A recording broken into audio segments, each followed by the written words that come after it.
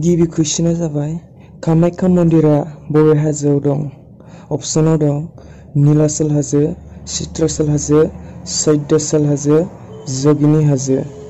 फिननाया जाबाय अपसन नम्बर ए नीलाचल हाजो।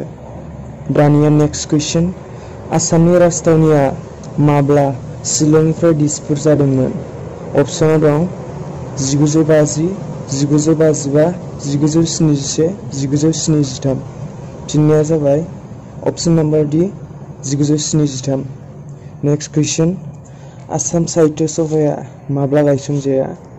अपसनाव दं 1902, 1912, 1917, 1921। फिननाया जाबाय अपसन नम्बर सी 1917। नेक्स्ट कुइसन ब्रह्मपुत्र दैमानि सायाव गंबेसे दालां दं? अपसनाव दं 4, 5, 6, 7। गेबें फिननाया जाबाय अपसन नम्बर सी 6।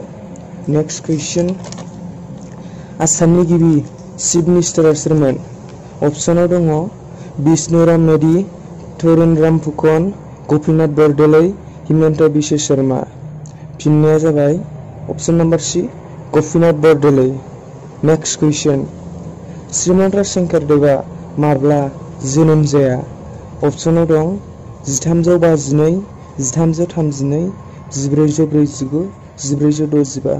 फिननाया जाबाय अपसन नम्बर सी 1449। नेक्स्ट कुइसन असमिया गिबि सावथुन जयमतिया माब्ला दिहुना?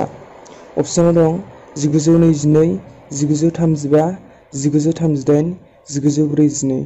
फिननाया जाबाय अपसन नम्बर बी 1935। नेक्स्ट कुइसन यान्डाबु गोरोबथाया माब्ला जायामोन? अपसनाव दं 1902, 1826, 1830, 1832। फिननाया जाबाय अपसन नम्बर बी 1826। नेक्स्ट कुइसन आसामिसनि गिबि सल'माया मा?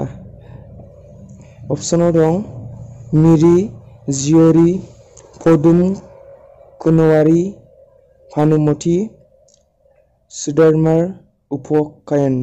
फिननाया जाबाय अपसन नम्बर सी भानुमति।